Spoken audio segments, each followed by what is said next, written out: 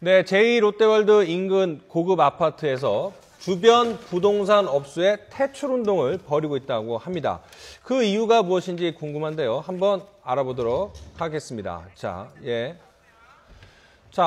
제2롯데월드 여러 가지 문제가 있는데 그 건너편에 또 롯데캐슬이라는 아파트가 있는데 주민들이 집값 떨어진다. 근데 이게 다 부동산 업소 때문이다. 이러면서 퇴출운동을 하고 있답니다. 어떤 내용인지 먼저 리포트부터 보고 정리를 하도록 하겠습니다.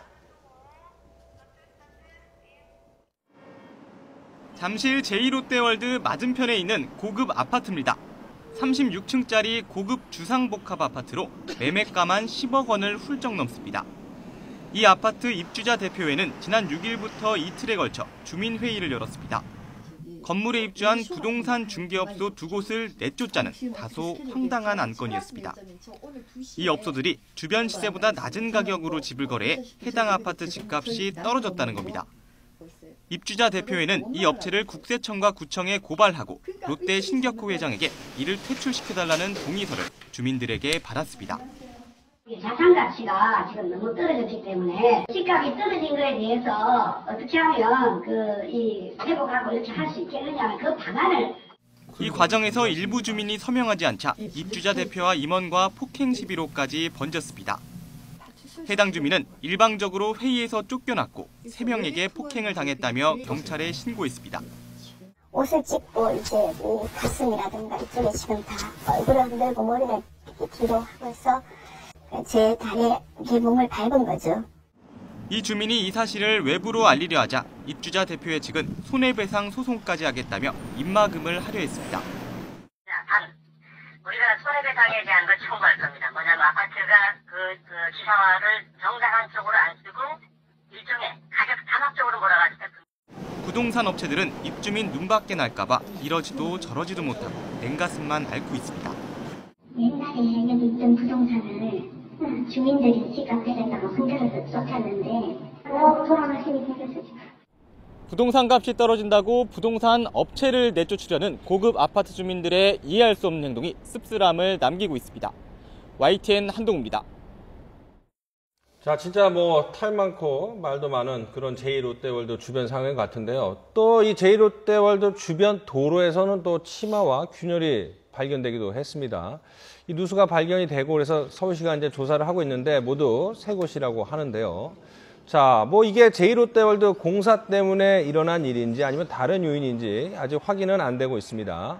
하지만은 어쨌든 제2롯데월드 주변에서 이런 일이 벌어지고 있어서 여러 가지 문제가 좀 있을 것 같은데요. 이 도로 치마가 일어난 곳 모두 3곳입니다. 저기 보면은 이제 제2롯데월드 주변이고요. 그 앞 건물도 있고 그 조금 먼 건물이긴 하지만 석촌호수 주변 그리고 예전 기존의 롯데월드 주변 이렇게 모두 3곳에서 도로 치마와 균열이 발견이 되기도 했습니다. 자, 지금 롯데캐슬 롯데월드 주변 가본 분은 알겠지만 바로 건너편에 롯데캐슬 주민들이 있는데 지금 얘기는 그런 거 아닙니까? 이 제2롯데월드 말도 많고 주차난도 우려되고 하니까 아파트 값이 좀 떨어지고 있는데 부동산 중개업체들이 어쨌든 간에 거래를 성사시키기 위해서 자꾸 깎아서 아파트 값이 떨어졌다. 그럼 이게 부동산 업체 문제인지 제2롯데월드 때문에 문제인지 이걸 어떻게 봐야 됩니까? 저는 처음 이 기사 들었을 때 좀 의아했던 것이 말씀하신 대로 집값이 여러 가지 요인으로 떨어질 수는 있는데 보통은 그 요인을 만든 곳에다가 이제 항의를 하거나 그러잖아요. 근데 지금 그 집을 그냥 파는 중개 역할을 하는 부동산 중개업자들을 퇴출시키겠다라고 한 이유가 뭘까? 뭔가 이 부동산 중개업자들이 뭔가 좀 해선 안 되었던 그 도의상 해선 안 될 그런 것까지 하면서 집을 팔려고 했던 건지 그런 정황은 별로 드러나 있지 않은 상태에서 중개업자들이 집값을 떨어뜨렸다라고 한 것이 좀 이해가 안 됐고요. 그리고 보통 중개업자들이 집을 싸게 깎아서라도 자기들은 매매를 성사시키는 것이 수수료를 받는 일이기 때문에 어떻게든 매매를 성사시키려고 했을 수는 있다 쳐도 아시다시피 집은 그 내놓은 사람이 적정 가격을 정하거든요. 이 가격이 아니면 자기는 안 된다라고 정하기 때문에 어차피 더 낮게 중개업자가 가격을 불러도 그것에 그렇죠, 집주인이 그렇죠. 동의하지 네, 않는 네. 이상 매매 자체가 되지를 않잖아요. 그런 점들이 있기 때문에 왜 부동산 중개업자 두 곳에다가 이렇게 대출까지 하려고 민감하게 반응하신 건지 주민들이 좀 납득이 안 됩니다. 그건 이제 납득하려면 뭐 이런 이유 같습니다. 사실 저 원인 자체는 부동산 하락의 원인은 뭐 여러 가지가 있겠죠. 가장 큰 것은 아무래도 저 롯데월드 주변에 여러 가지 균열이라든가 안전에 관한 뭐 위험성이라든가 뭐 이런 것도 있을 테고 뭐 조금 더 찾아보면 지금 부동산 활성화 정책이 잘 작동하고 있지 않다.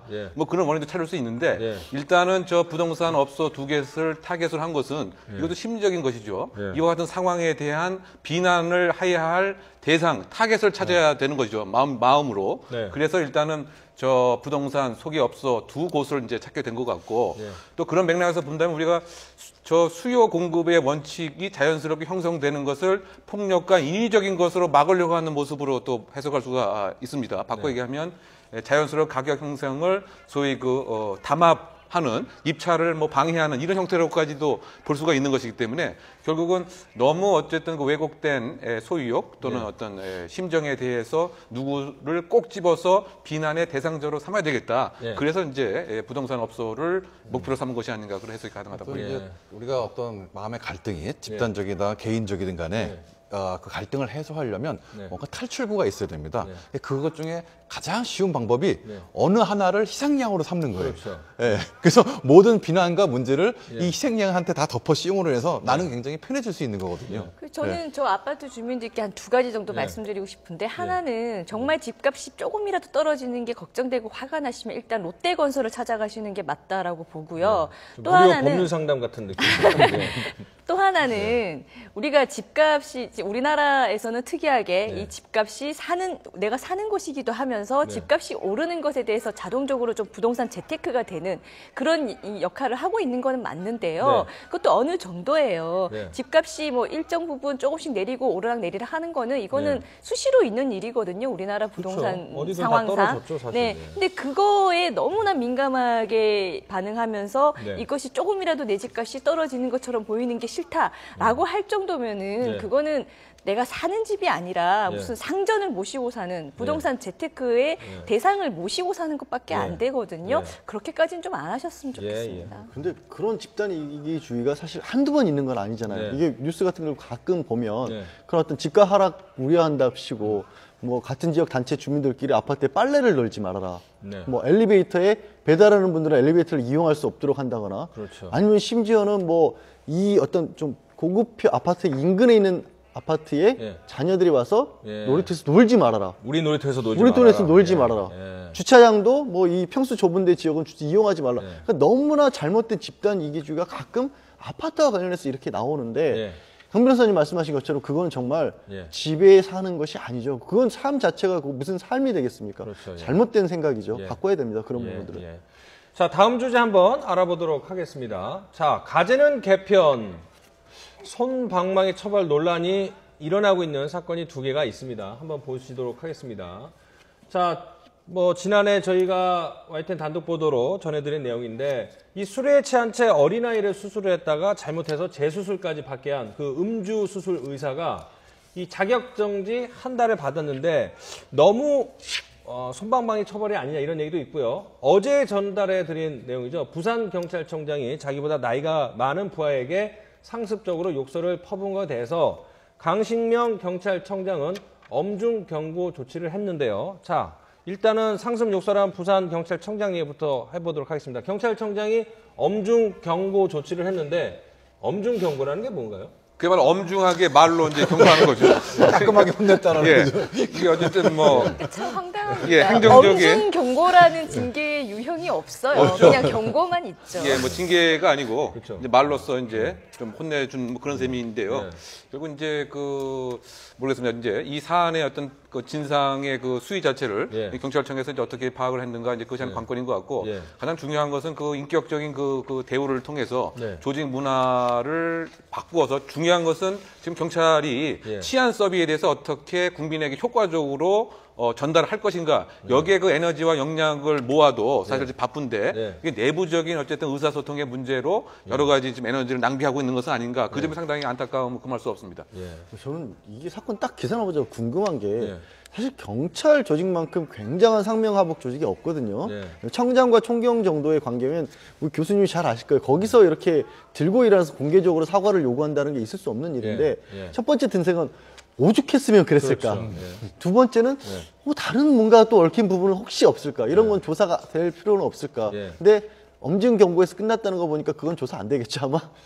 그렇죠. 그런데 어쨌든 피해를 당한 그 총경이 나이가 뭐 내일 모레 환갑인 분이 그렇게 자기보다 어린 상관한테 나쁜 얘기를 들으면 아마 좀 자괴감이 많이 들 것 같은데요. 어쨌든 이 엄중 경고라는 말이 이제 공직사에서 가끔씩 나오는데 사실 어떤 내용인지 되게 궁금했는데 그냥 엄중하게 꾸짖는 게 엄중 경고거든요. 그러니까 뭐 그냥 별 차이 없는 거죠. 그러니까 강신명 경찰청장께서 지금 이 권기선 부산경찰청장에게 이렇게 엄중 경고 정도로만 하고 그치겠다라고 한 건데 이거는 그냥 사실 아무 의미 없는 그 조사 결과예요. 왜냐하면 어차피 자기 가재는 개편이라고 해서 자기들이 자기 조사해가지고 그냥 경고만 하고 끝내겠다는 건데 과연 이렇게 하는 것이 맞는 건지 저는 좀 아니라고 보거든요. 이 정도로 고위 공무원이 그 밑에 부하 그 직원들에게 상습적으로 입에 담기 힘든. 그러니까 이분이 뭔가 한 문구 말한 문구가 있으면 그 중에 반이 삐 처리예요. 그러니까 욕을 입에 달고서 부하 직원들을 대한다는 거거든요. 그 정도 되면은 이거는 내부에서 뭐 경고만 하고 끝날 그런 문제가 아니라 외부 감사를 철저히 받아서 우리 청와대 사실 공직기강 비서관실이 있는데 이런 일들을 사실 하는 거거든요. 공직기강의 문제입니다. 이 경찰청장 내부 문제가 아니라. 그러니까 그 공직기강을 바로잡는 데 적절한 조치를 우리 정부가 해야 될 것 같아요. 자, 음주사 얘기 한번 해보죠. 지금 법조항에는 술에 취한 채 진료를 하거나 수술을 하는 것에 대한 처벌 조항이 없기 때문에 지금 가장 높은 조치인 자격정지 한 달을 내렸다라는 이유인데 자, 법적으로는 이거가 최고다 이렇게 얘기를 하는데 어떻게 생각을 하세요? 아니 일단 법을 만드는 국회의원들이 의사가 술 먹고 들어가서 처치를 하려고 생각을 할 수가 없었잖아요. 그렇죠. 그러니까 그걸 법을 누가 만들어 놓을 생각을 했겠습니까? 당연히 지금으로서는 그럴 수밖에 없고 그나마 이제 그렇게 수술한 환자가 크게 다치지 않았기 때문에 처벌이 저 정도에서 끝난 거지 정말 크게 정말 가슴 쓸어내릴 만한 그런 일인 거죠. 이게 정말 화는 나는데 딱히 어떻게 할 수는 없는 그런 상황인 겁니다. 이제 취한 상태에서 응급실에서 저런 처치를 했다. 이거 굉장히 잘못한 행동인데요. 아마 저 개인적인 상황이 아마 반영이 된 조치가 아닌가 생각이 듭니다. 저 한 달 자격정지로 끝난 게 뭐냐 하면 저 의사분이 전공이 1년 차인데 그날 자기가 당직이 아니었습니다. 근데 회식을 나가가지고 다 술을 먹었는데 그 의사가 자기가 당직이 아님에도 불구하고 밤에 그 응급실에 가서 처치를 해야 되는 상황. 그 소위 말하는 가볼 논란 이게 그거 하나일 것 같아요. 그 라인에서 제일 아래 레벨에 있는 사람이니까 어쩔 수 없이 취했음에도 불구하고 갈 수밖에 없는 상황이었지 않나라는 것이 반영이 돼서 뭐 협회에서 저렇게 좀 경한 정지를 해주지 참작을 좀 해줬다. 자, 그런데 이제 그 자격정지 한 달인데 자격정지를 당하면 어떻게 되는 거죠? 진료를 할 수가 없는 거죠. 일단 한 달 동안 의사로서의 어떤 행위도 할 수가 없는 거가 됩니다. 쉬는 거죠. 쉬어야 됩니다. 그렇지만 뭐 이렇게 과정을 거쳐서 레지던트나 뭐 인턴 이런 거 다 거쳐서 뭐 의료 행위를 하는데 나중에 문제는 안 되는 거고. 이제 전공의를 1년, 2년 올라가야 되는데 아마 그 수련 기간이 부족하면 학교 우리 진급 못 하듯이 그런 날짜 조항이 있을 겁니다. 한 달 정도는 아마 진급을 하는데 무리가 없지 않나 저는 그렇게 생각합니다. 그러니까 표 원장님 말씀대로면요. 이 의사한테는 지금 한 1개월의 자격정지밖에 할 수가 없다 하더라도 이 의사 위에 감독하는 의사가 있을 거예요. 그러니까 술을 먹었는데도 불구하고 응급실에 들어가게 만든 상급 의사까지도 징계를 해야 되고 그렇죠. 더 크게는 이들을 감독 못한 병원에도 정지 처분을 해야 되는 거죠. 그러니까 표 원장님도 어쨌든 의사 출신이기 때문에 그 상황을 알기 때문에 이 막내가 어쩔 수 없이 자기 순번이 아닌데도 회식 자리에서 즐겁다가 갑자기 호출받아서 일을 하는 것이 많이 보셨기 때문에 안타깝긴 하지만 어쨌든 잘못은 잘못이기 때문에 이 전공의뿐만 아니라 사실은 그의 관리 감독 책임을 또 물을 필요도 있는데 어쨌든 지금 봐서는 이 자격정지 한 달이라는 게 크게 인생에는 크게 흠집이 안 나는 상황이기 때문에 피곤한 이 어린 전문의가 한 달 푹 쉬고 다시 복귀를 할 수 있는 조치가 될 것 같습니다.